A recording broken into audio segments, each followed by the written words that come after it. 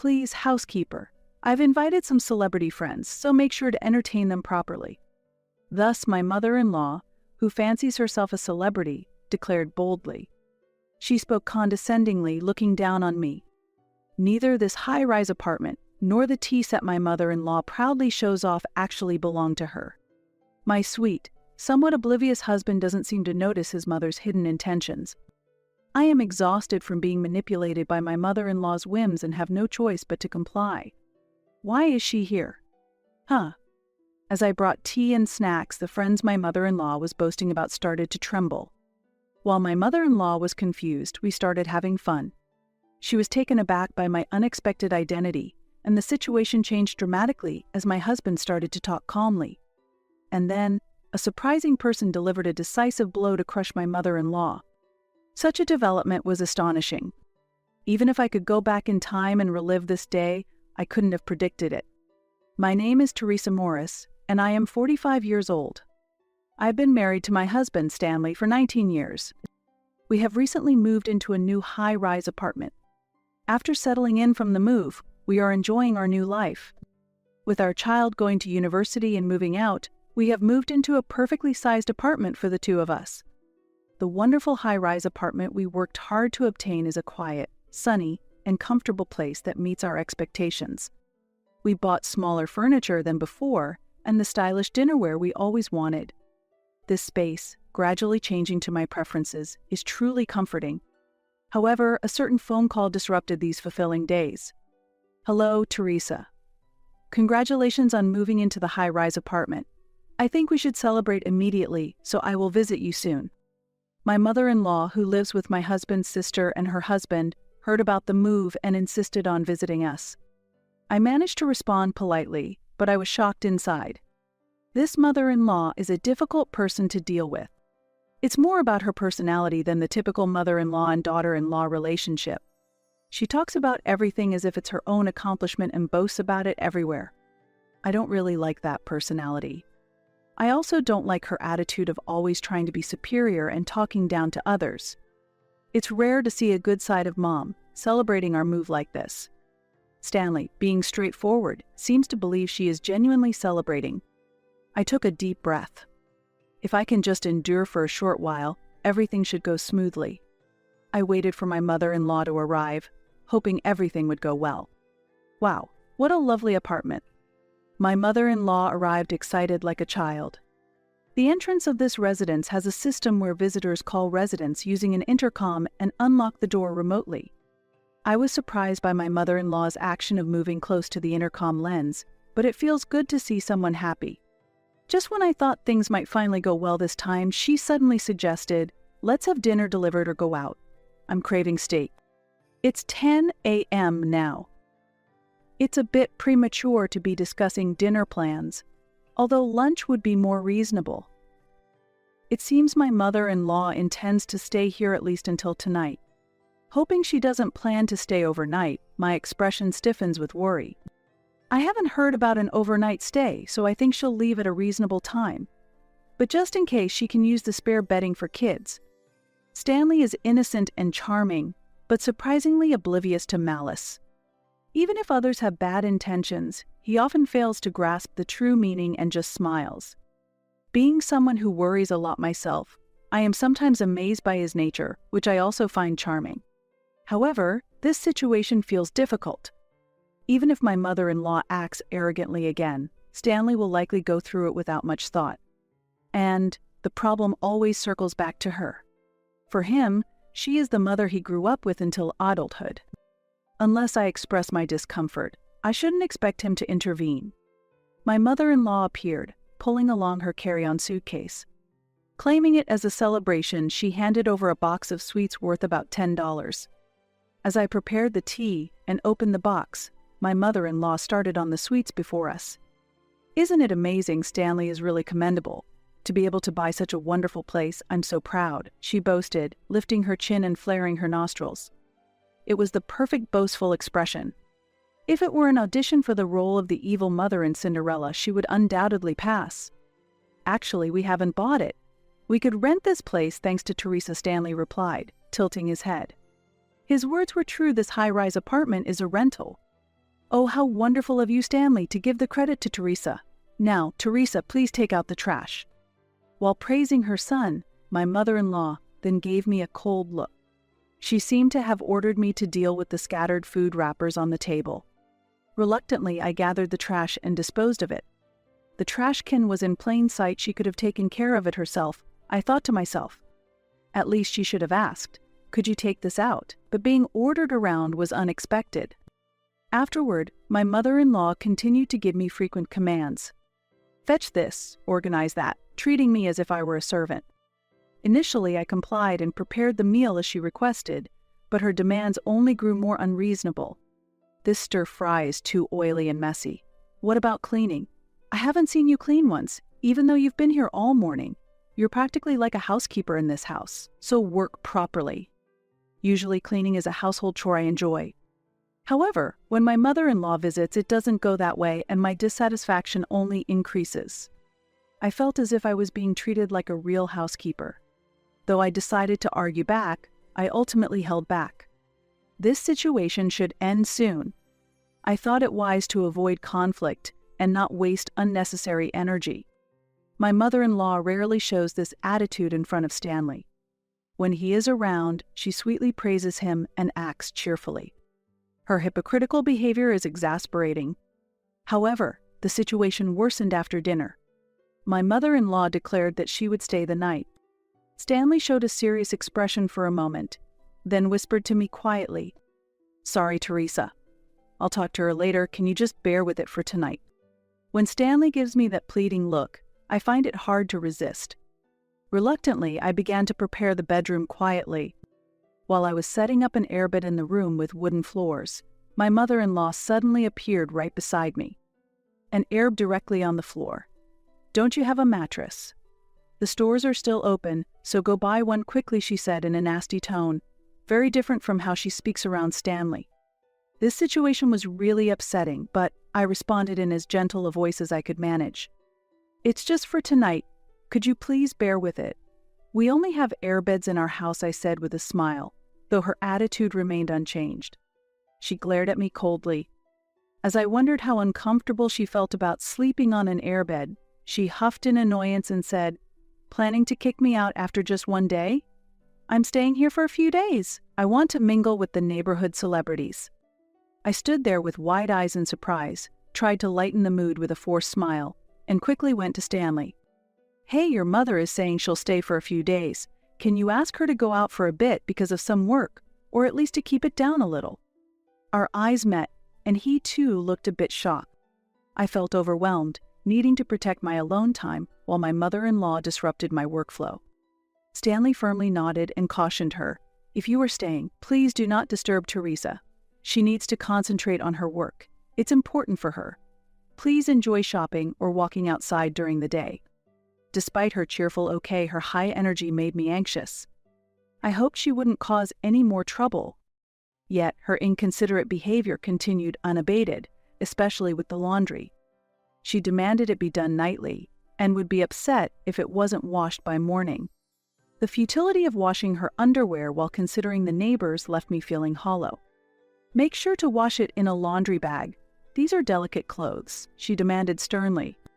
I complied, soon realizing there was nothing special about these garments that required such care. Even during the promised daytime hours, she was a constant disruption. Instead of going out, I was sent on errands by her demands. "I told you to buy proper juice. What's this sugar-filled drink? It's unbelievable you'd choose anything other than 100% fruit juice for me," she complained, knocking a plastic bottle off the table. The sound of liquid splashing followed. Despite my quick shopping, I was met with such treatment. Her pressure intensified. "Hurry up and buy a new one. A daughter-in-law is just like a housekeeper. How incompetent can you be? How many times do I have to tell you? You're going to get yourself thrown out," she exclaimed. Silently, I turned on my computer. I felt it was impossible to continue dealing with her. "Sorry, but I have work that I must finish. There's a deli nearby, so please choose whatever you like yourself," I suggested. She left the house grumbling, displaying her displeasure. Finally alone, I began to calm down in the quiet environment. How many more days will my mother-in-law stay? I told myself to endure. However, when she returned, she brought not the juice I expected, but a bottle of wine. I was a little surprised, but I could still tolerate her drinking alcohol. Mother-in-law, if you're going to enjoy some wine, please have this as well. It's a very tasty cheese that Stanley brought back from his business trip. Offering the valuable cheese noticeably improved her attitude. Incredibly, after a week, she showed no signs of leaving and even started inviting neighbors without asking. She would stop in front of the elevator and talk to anyone who passed by. When Stanley told me about the situation, I didn't know how to handle the embarrassment. I told her to stop waiting around, but she's eager to get close to the celebrities. We might need to take a firm stance on this situation, Stanley said with a sigh. Both of us are nearing our limits. On the 9th day of her stay, she brought guests without notice. It seemed she was particularly focused on a sophisticated and affluent family, the Butlers. My mother-in-law was especially friendly with Mrs. Butler, walking around arm in arm. I learned her name was Jeanette from my mother-in-law's calls, but they were all strangers to me. I was in my loungewear and hurried to the kitchen to escape, leaving Stanley to handle it. Mom is sucking up to the Butlers, pretending to be friends with celebrities. She talks as if she's the one who rented this high-rise apartment. I wish she'd be more modest, Stanley said, returning to the kitchen with a slumped shoulder. Moreover, she had declared she was going to throw a party. Why is she here? When I appeared with tea and snacks, Jeanette began to tremble. At that moment, I could see her family also shaking their hands excitedly. My mother-in-law was confused to see her celebrity friend lose color and look shocked. You surprised me. Could it be, Iris? I always read your blog and I'm a huge fan. I also watch your videos. Jeanette stood up and eagerly reached out for a handshake. The name she called out was the online nickname I use. The blog and videos she mentioned are my hobbies and they also connect to my work. The Butler family were my readers. Since I showed my face online, they recognized me immediately. My mother-in-law, who isn't familiar with the internet, was confused even after hearing the handle. I'm so pleased. Thank you for always reading. With those words, my spirits lifted and I showed a broad smile. Indeed, my blog is well regarded, particularly among homemakers. I occasionally get recognized when I'm out, but I never expected to have fans in my own high-rise apartment. That's amazing, truly wonderful. Leaving my bewildered mother-in-law aside, Jeanette exploded with joy. I kept a calm face and reassured Jeanette to relax. Seeing her this happy, I decided to carefully make the tea for everyone to enjoy. I also served some selected dried fruits and premium jelly along with baked treats. Jeanette's delightful cannolis were added to the table as well. With a table overflowing with luxurious sweets, the atmosphere quickly brightened. My internet-averse mother-in-law couldn't grasp what was happening, and we left her behind as we enjoyed ourselves. Stanley noticed the change in the atmosphere and joined us with a smile. I saw the announcement that you couldn't stream this week because of a visitor, and I was really disappointed. Wait, is your mother-in-law the visitor? If so, why couldn't you stream? She's an adult, she should be able to keep quiet until the streaming is over. I thought maybe you had small children. When Jeanette said this, the Butler family couldn't help but laugh. Feeling the astonished stares around her, my mother-in-law blushed and looked down in embarrassment. In fact, I am a popular homemaker blogger who shares ideas on housekeeping and organizing tips. I have a wide range of support across generations, and recently, I've also been doing live streams on social media to interact directly with readers. Unfortunately, due to my mother-in-law's frequent interruptions, I was unable to conduct the planned live stream. My mother-in-law is quite unfamiliar with digital technology, and it's very unlikely she would stumble upon my social media. Given this, I posted rather modestly and vaguely on social media. I've had a visitor staying over, and it has made it impossible to proceed with the planned streaming. I'm so sorry to everyone who is waiting. My guest needs my assistance, and I'd get scolded otherwise.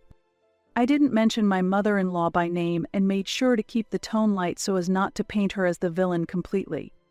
However, it's clear what impression Jeanette and others might have from this situation and the post. Next, it was Stanley who spoke. I see the Butler family also reads Teresa's blog. Thank you very much. Please look forward to the book she will soon publish, which will be released by the publishing company I work for." My mother-in-law stared at Stanley in surprise. She was unaware of this discussion. I hadn't told my mother-in-law about this plan either, as she had previously taken my success as a boast and reacted unpleasantly. So I did not mention it this time. Even if my mother-in-law accidentally found out, I decided there was no need to tell her myself and unnecessarily upset her. Actually, I'm preparing to publish a book right now. I've told Mom to not disturb Teresa since she's busy. Interfering with a live stream is something she shouldn't do. If Teresa's book gets delayed, I'll also be blamed. After all, I'm the person in charge of this project. My mother-in-law murmured a small "e" in surprise. She probably never imagined I was working together with my husband on this. Then, Stanley innocently began talking about my mother-in-law's behavior. Why not include that funny thing Mom said yesterday as a family story in the book, like when she ate the minestrone Teresa made and said, "This ratatouille is sour. It must be spoiled. She really is a natural, isn't she?" The Butler family burst out laughing at that story. I hid a wry smile and remained silent. I felt it wasn't appropriate to laugh. However, Stanley showed no signs of stopping. Just because she's staying in a high-rise apartment, she talks as if she's a celebrity herself.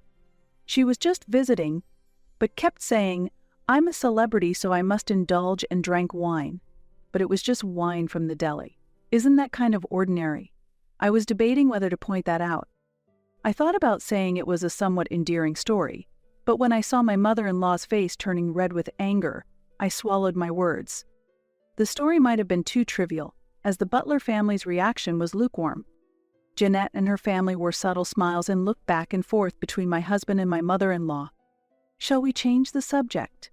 Jeanette, I see you're using that tote bag." I switched to another topic. The bag Jeanette was using was one I had designed for a collaboration with a magazine. As we touched on the new topic, Jeanette's face lit up.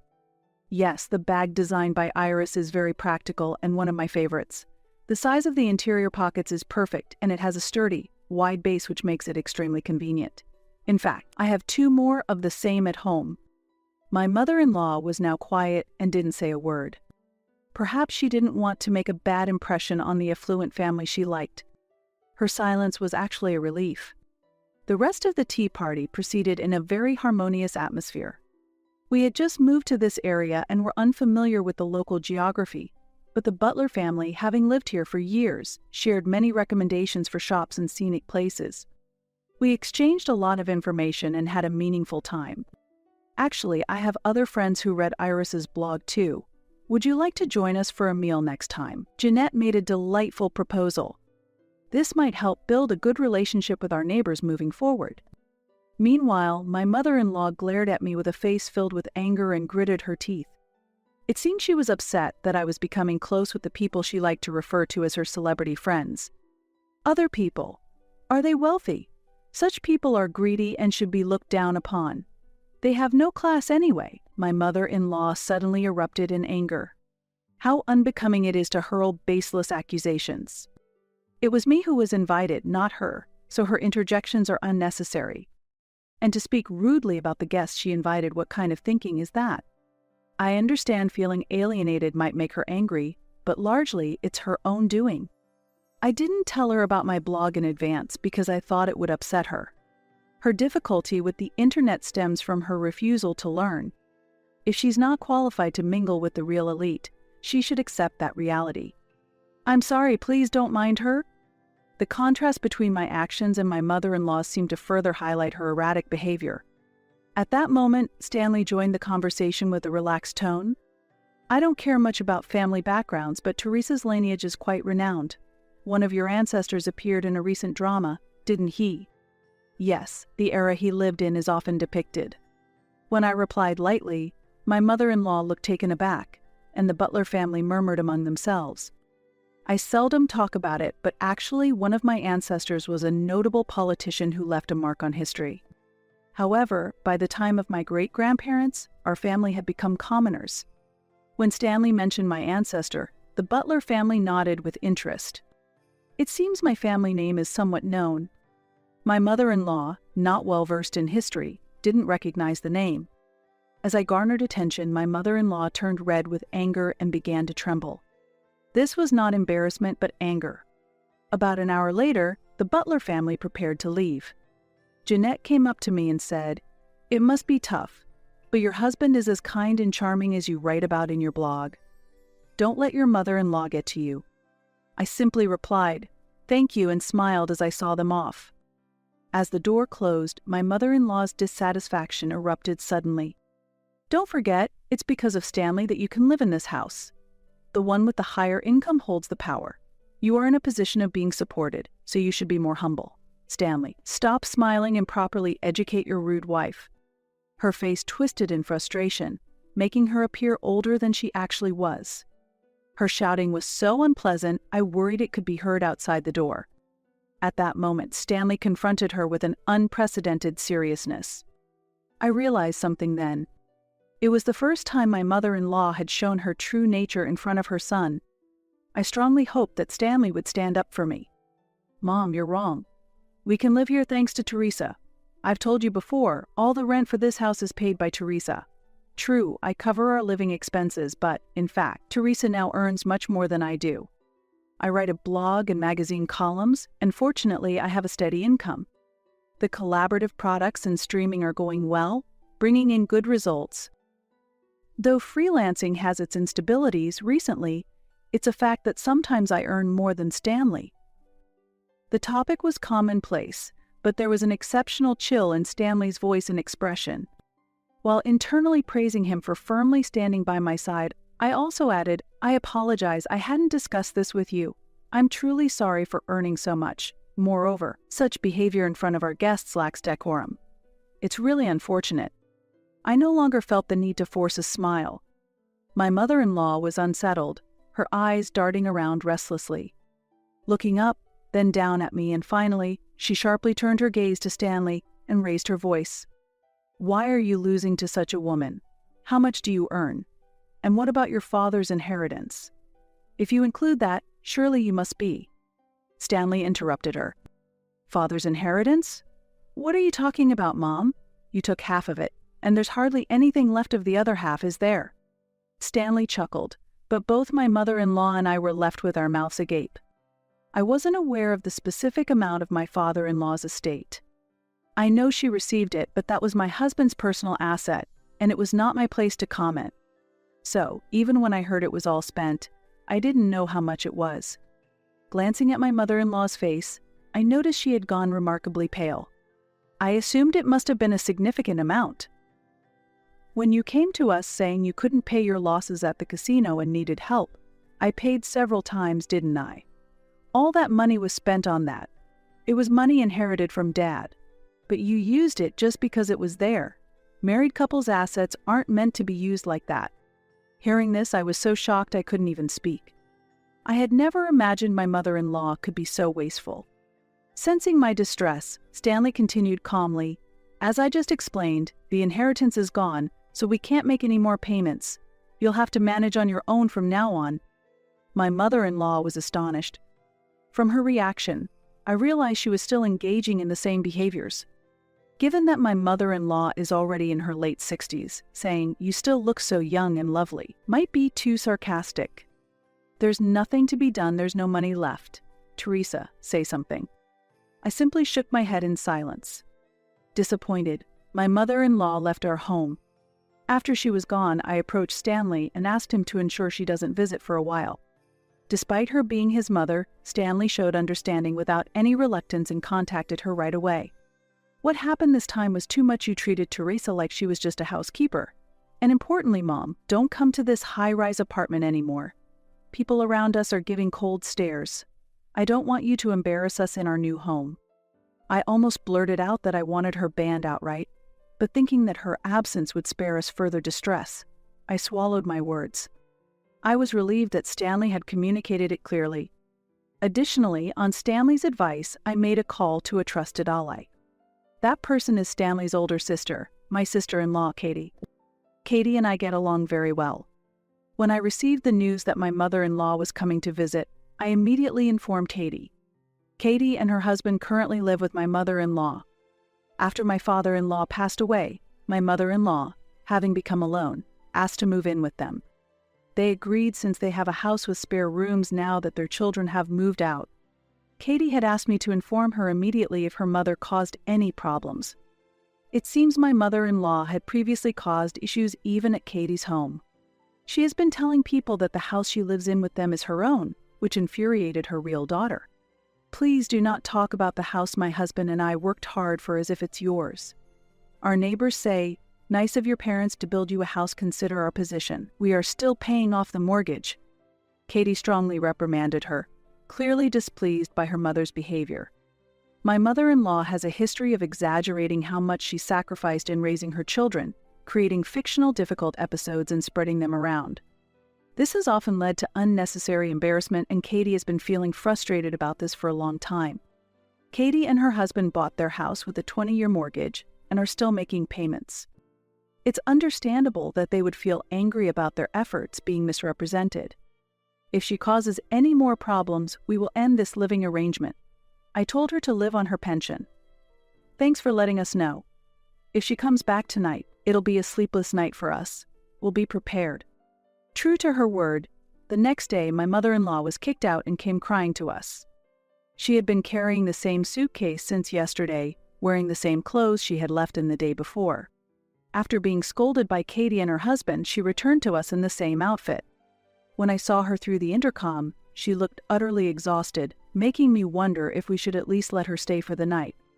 I suggested this to Stanley, but he chuckled and responded, "No way. Mom, didn't I tell you not to come here anymore? Just because Katie kicked you out doesn't change anything. You can't fool us. You just want to get back into our house, right? No, you need to leave." Stanley promptly ended the intercom call without listening to any of her excuses. I was shocked by the scene, grateful yet amazed at Stanley. He was usually so naive and oblivious for the 45 years we'd been together, especially given how busy we were raising our kids. Perhaps the home environment required such obliviousness for anyone to survive. It's unfortunate that even the long years we spent together couldn't improve this, but now, after our children have left home, we are living alone together for the first time in 19 years. It's my turn to re-educate my husband. Since I made that decision 6 months ago, every day has been joyful. As the butlers spread the word, we have been receiving greetings from our neighbors. Some are even checking out my blog and streams, and while it's a bit embarrassing, it's fun to see the community grow. Our home life has stabilized too. Sometimes my husband, like a big child, brings a delightful charm to our household. Though we sometimes feel the loneliness of our children having moved out, our time together as a couple is fulfilling in its own way. Currently, my mother-in-law lives alone in a small apartment. Had she made different choices, she might have been able to spend her twilight years peacefully surrounded by family, but instead she is alone. It seems she can no longer visit the casino she once frequented, as neither my husband nor my sister-in-law, Katie, will be helping her anymore. Those places will not welcome her either. Having time to freely engage in hobbies and work is something I'm grateful for. However, recently I've begun to harbor some suspicions about my husband. It's possible that he isn't just naturally naive, but that some of his actions are calculated. When I questioned Katie about my mother-in-law's whereabouts, which supposedly had been arranged, it was revealed that my husband had arranged her living situation. He didn't provide financial support, but did help with finding her a place to live. The contract included a clause that stated there wouldn't be any contact with her except for hospital visits or a family funeral. I couldn't hide my surprise and confusion upon learning this fact. Katie then deepened the discussion, saying Stanley is actually quite calculating. He may look like an innocent angel on the outside, but inside he's really shrewd. This analogy was so unique I almost missed it, but it's an intriguing notion. When my mother-in-law accumulated debts at the casino in the past, Stanley was furious and immediately started seeking legal advice. Publicly, he claimed it was to keep the family from trouble, but his real goal was to shut down the shop. This new understanding of my husband's character adds a complex layer to how I see him and our relationship moving forward. It appears that he was investigating and reporting illegal activities like providing alcohol to minors.